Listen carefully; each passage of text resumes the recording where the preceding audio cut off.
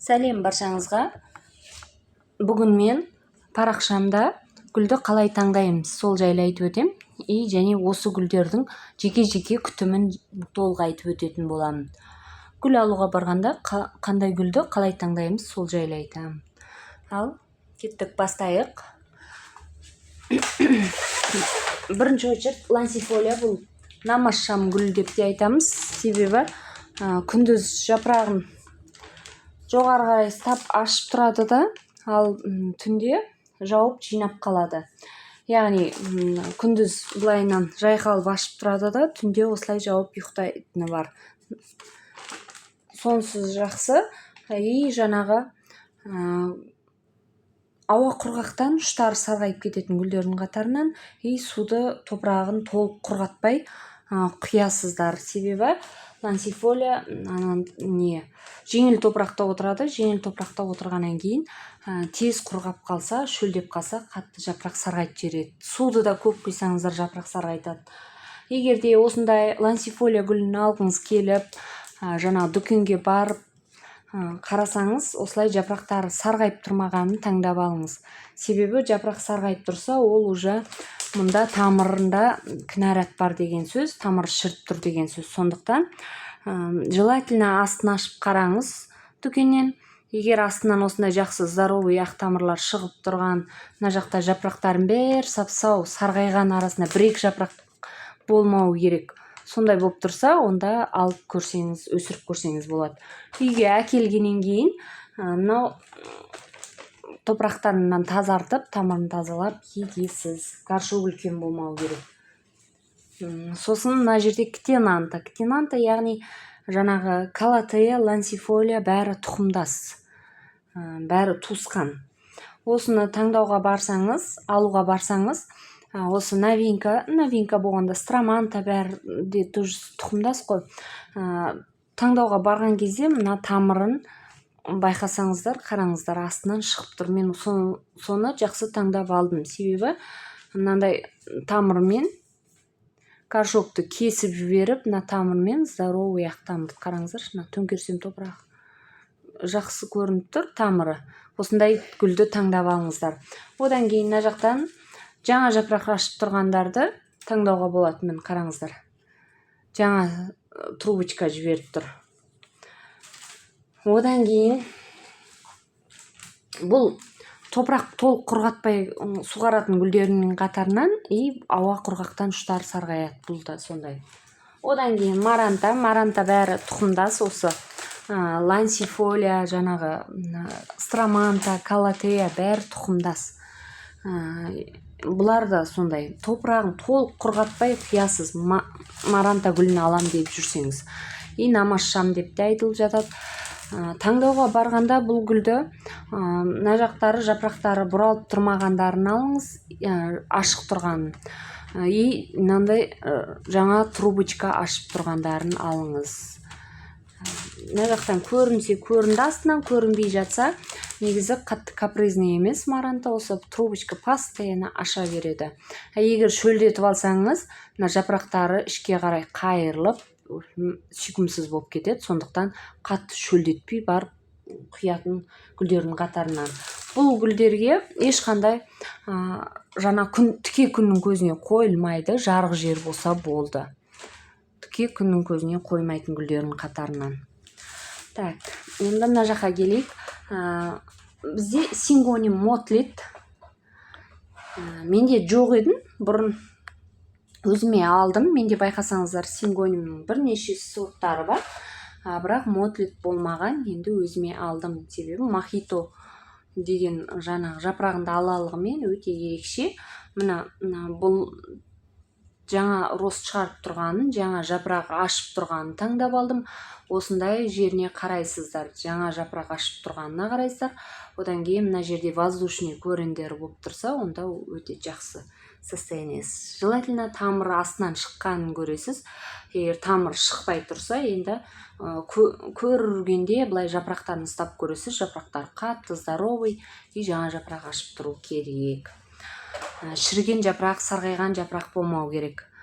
Ал енді бұл жерде сингонимнің неон деген сорты менде бар, білесіздер, горшокқа егіп қойғанмын. Мына неон деген сортын қараңыздаршы. Мына жақтан жаңа сабақтар жіберіп, өте жақсы шығып келе жатыр. Жапырақтары да жаңадан жапырақ ашып жатыр. Мына кішкене енді шаң болған демесеңіз жолда. Негізі сингонимдар вообще капризный емес. Тек ауа құрғақтан жапырақтар бұралып ашылмай қалады. Жарық жетіспесе, сосын удобрение жетіспей қалса, мына жапырақтары бұралып ашылмай сүйкімсіз болып қалады. Сол үшін постоянно жапырақтарына су шашып тұру керек. Сосын жапырағын астына клеш түседі, себебі астына паутинный клеш жақсы көреді осы гүлді. Көп түседі ауа құрғақтан. Постоянно су шашып тұру керек. Ал ендігі мына жерде бізде хамидарияны білетін шығарсыздар бәріңіз. Соның варигатный түрі, варигатный дегеніміз, яғни ала жапырақты. Міне жапырақтарына ақ түскен, тек қана жасыл емес. Енді бұл гүлді алам деген ойда болып жүрсеңіз, бірінші очередь барған кезде сарғайып тұрған жапырақтары болмау керек. Сабақтарында сарғайып, қарайып тұрған әсіресе. Сондай болмау керек. Одан кейін жаңа рост шығарып тұрған. Жаңа рост шығарып тұрған қайдан білеміз? Мынау мысалға жаңа сабақ жіберіп тұр. Себебі мыналар қою жасыл болып тұр да, мынау ашық жасыл болып тұр. Содан білуге болады. Мына жерде қою жасыл, одан кейін мына жерде жаңа шығарған сабағы ашық жасыл. Енді ашылайын деп тұр. Содан білуге болады. Сондай гүлді алыңыздар. Тамыры шықса, шығып тұрған болса, ол тегі жақсы, тіптен жақсы. Одан кейін үйге келгеннен кейін бұның топырағынан тазалап барып еккендеріңіз дұрыс. Себебі бұл уақытша топырақта тұр мынандай. Бұл дымқылдықты ұзақ өзіне ұстап қалатын құнарсыз топырақ. Қараңыздар, өте нашар.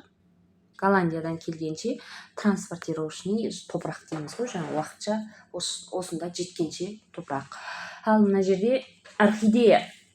Егер орхидея гүлін алуға жаңағы таңдауға баратын болсаңыз, бірінші очередь үстіне қарағанда тамырына қараңыздар. Себебі жаңағы бұл орхидея гүлі тамырымен оценивать етіледі, яғни тамырымен жаңағы көп нәрсе байланысты, тамырына байланысты. Мен мысалға мына гүлді тамырына байланысты таңдап алдым. Мына жақта цветін белгісіз гүл уценка екен. Уценка дегеніміз, яғни гүлдеп болғаннан кейін төмен бағада қойып қояды. Соған алдым. Себебі мынау тамырлары жақсы болды. Тамырлары ұнады маған. Кейбір гүлдер орхидеяларына жапырақтары жақсы болады да, мына жақтарын байқасаңыздар тамыры жоқ болады. Сондықтан тамыры жоқтарды үстіндегі гүліне қызығып алмай қойыңыз. Тамырына қараңыз бірінші. Тамыры жаңа сабақ жаңағы рост болып тұру керек. Бұда енді рост болып тұрған жоқ. Бұйыртса алда пересадка жасап көрсететін болам. Не құям, сол эксперимент сіздерге видео түсіру мақсатында осы уценканы өзіме алып алдым. Себебі өте тамыры жақсы болды және мына жерде жаңа жапырақ шығып тұрды.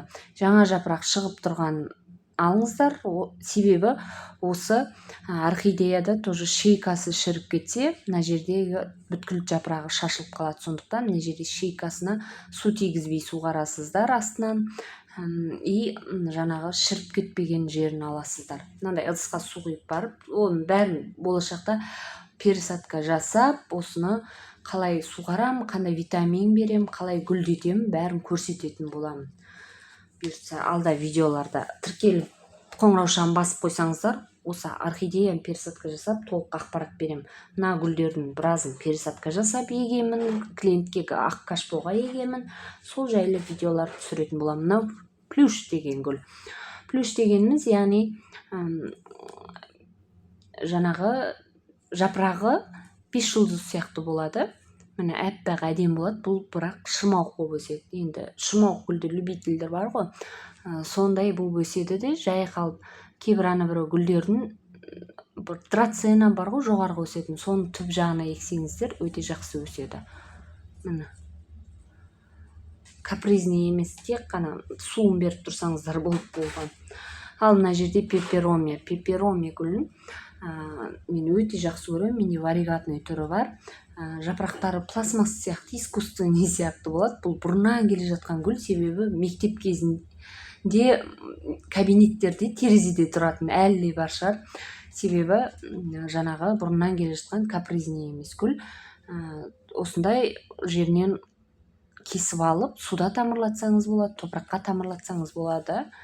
Мына жерде бірнешеу горшокта тұрғандықтан пышный болып тұр. Бірнешеуін егіп, болмаса жаңағы былайына кесіп формасын шығарып тұрсаңыздар жақсы өседі бұл. Бірақ өте капризный емес, және жарық та қатты қажет етпейді, және қатты жапырақтары пластмасс сияқты, қоя сияқты жақсы гүл, енді бұрыннан келе жатқан. Бұйырса хамидарияларды бәрін кашпоға пересадка жасап бергенімді бәрін клиентке еккенімдерін бәрін көрсететін болам. Ал мына жерден сингонимнан отростка кесіп тамырлатқаным жайлы видео түсіремін. Парақшама тіркеліп алыңыздар. Егер күтімін білмей жатсаңыздар, астына комментарияға сұраңыздар. Қай гүлдің күтімін шығарайын, оны да сұраңыздар.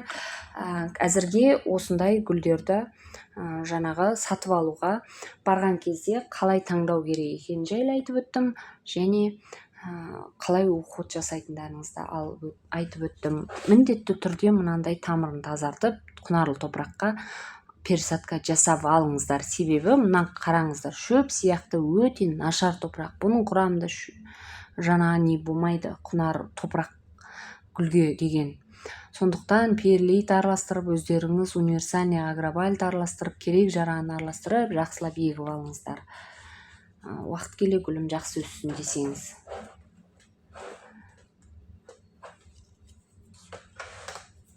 Ал сау болыңыздар, менімен бірге болғандарыңызға рахмет. Бұйыртса пересадка жасаймыз алда.